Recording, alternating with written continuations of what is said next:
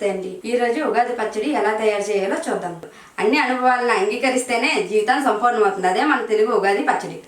ఇప్పుడు ఈ ఉగాది పచ్చడి తయారు చేయడం ఎలాగో చూద్దాం. కావలసిన పదార్థాలు: మామిడికాయలు, వేప పువ్వు, బెల్లం, చింతపండు, ఉప్పు, మిరియాలు. మామిడికాయను చిన్న చిన్న ముక్కలుగా కట్ చేసి బెల్లాన్ని తురుముకొని మిరియాలను తీసుకొని రోట్లో వేసి మెత్తగా పౌడర్ చేయాలి. దాని తర్వాత వేప ఆకు నుంచి పువ్వును వేరు చేసిన తర్వాత ఒక బౌల్లోకి చింతపండు వేసి వాటర్ వేసుకొని గుజ్జును వేరు చేసుకోవాలి.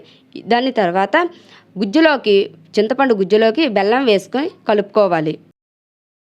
అలాగే వేప పువ్వు కూడా వేసుకోవాలి. మామిడి ముక్కలను, నల్ల మిరియాలు పౌడర్ను కూడా వేసుకోవాలి. కొంచెం తగినంత ఉప్పు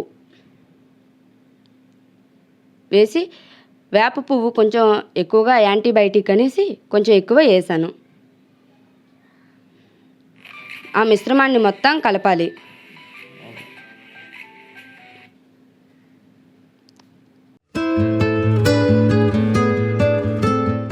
ఉగాది పచ్చడి తయారైపోయిందండి. ఎలా ఉందో టేస్ట్ చూద్దాం రండి.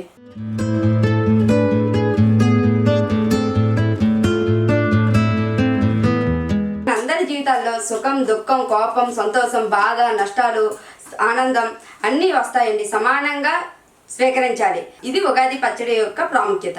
ఉగాది పచ్చడిని నేను ఎలా తయారు చేశాను, ఉగాది పచ్చడి గురించి మీకు తెలిసిన విషయాలు మీరు కామెంట్ రూపంలో నాకు తెలియపరచండి. నాతో పాటు చాలామంది కూడా తెలుసుకుంటారు. ఈ వీడియో నచ్చితే లైక్ చేసి షేర్ చేయండి. మన ఛానల్ని సబ్స్క్రైబ్ చేసుకోండి. జై శ్రీరామ్.